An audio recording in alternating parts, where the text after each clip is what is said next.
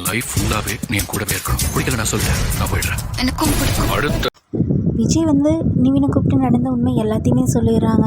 நானும் காவேரி மனசார ஹஸ்பண்ட் ஒய்ஃபாக வாழ்ந்துட்டுருக்கோம். அதனால் என்னால் காவேரியை விட்டுத்தர முடியாது. கான்ட்ராக்ட் முடிஞ்சதுக்கப்புறமும் காவேரி வந்து நான் விட்டுத்தர மாட்டேன் அப்படிங்கிற மாதிரி நிவின்கிட்ட எல்லா உண்மையும் சொல்லிடுறாங்க. நிவின் ரொம்பவுமே ஷாக் ஆகுறாங்க. ஷாக் ஆகி அவங்க கிளம்பி போயிடுறாங்க.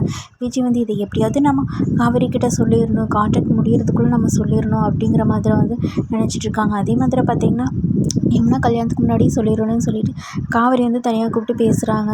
காவேரி வந்து என்ன நினச்சிட்ருக்காங்கன்னா நிவின் கூட சேர்த்து வைக்கிறதுக்கு தான் பேசுகிறாங்க அப்படிங்கிற மாதிரி நினச்சிட்ருக்காங்க. ஆனால் விஜய் வந்து நடந்த உண்மை எல்லாத்தையுமே சொல்லிவிட்டு என்னால் உன்னை தவிர வேறு எந்த பொண்ணையும் நினச்சி பார்க்க முடியாது. இப்போ நம்ம மற்றவங்களுக்கு முன்னாடி ஹஸ்பண்ட் அண்ட் ஒய்ஃபாக வாழ்ந்துட்டுருக்குறோம். ஆனால் பார்த்தீங்கன்னா என் மனசில் நீ மட்டும்தான் இருக்க காவேரி அப்படிங்கிற மாதிரி சொல்லிவிட்டு காவேரி கிட்ட வந்து உண்மை எல்லாமே சொல்லிடுறாங்க. என்னால் உன்னை விட்டு தர முடியாது. அன்னைக்கு வந்து நான் அப்படி சொன்னேன். அப்போ வந்து நான் உன்னை விரும்பல, ஆனால் இப்போ நான் விரும்புகிறேன் அப்படிங்கிற மாதிரி சொல்லிடுறாங்க. இதை கேட்டு காவேரி வந்து ரொம்பவே ஹாப்பியாக இருக்கா.